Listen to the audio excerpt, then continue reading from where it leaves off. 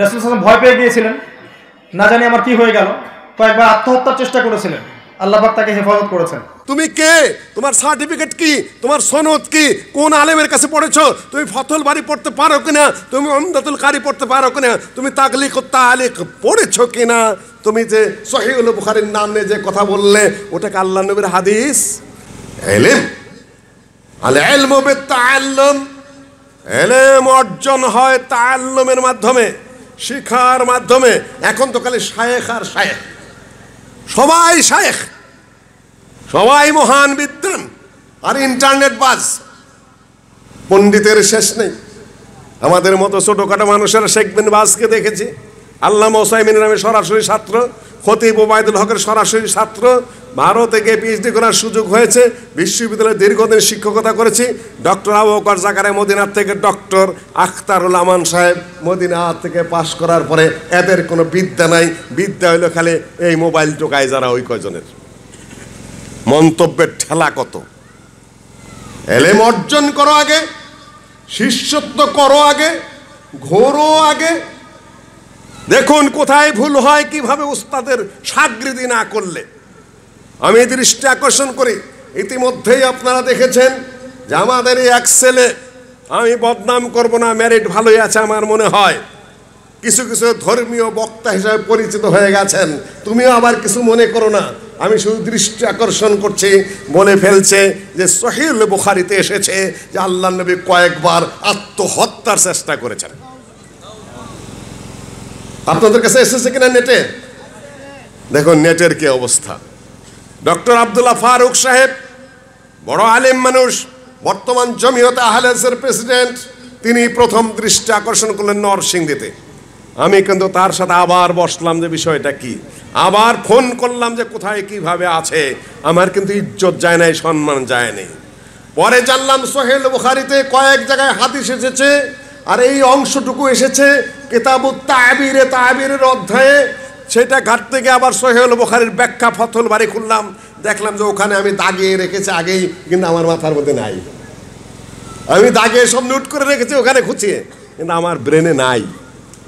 দৃষ্টি আকর্ষণ পরে দেখলাম যে সহিহুল বুখারীর নাম নিয়ে তুমি যা বলেছ, তুমি ওস্তাদের কাছে পড়নি, ওস্তাদের কাছে তুমি পড়নি।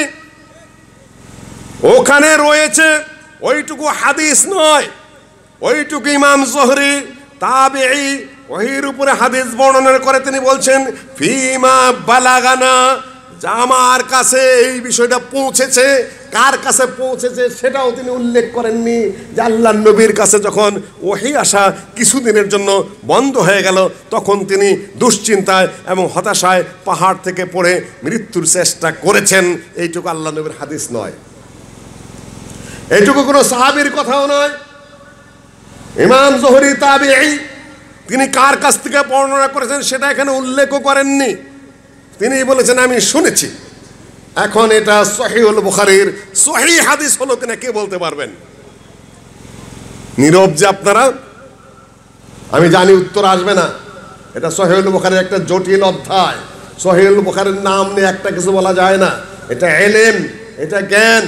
বড় বড় আলেমদের কাছে পড়াশোনার পরে সহিহুল বুখারীর বড় বড় সরাগুলা উল্টানের পরেও ফতহুল বারী, উমদাতুল কারি থেকে শুরু করে, কস্তালানি থেকে শুরু করে, তারপরে মুকালতাইদ থেকে শুরু করে বড় বড় সরাগুলা আমরা ঘাটাঘাটি করেও অনেক কিছু বুঝতে পারি না, উপলব্ধি করতে পারি না।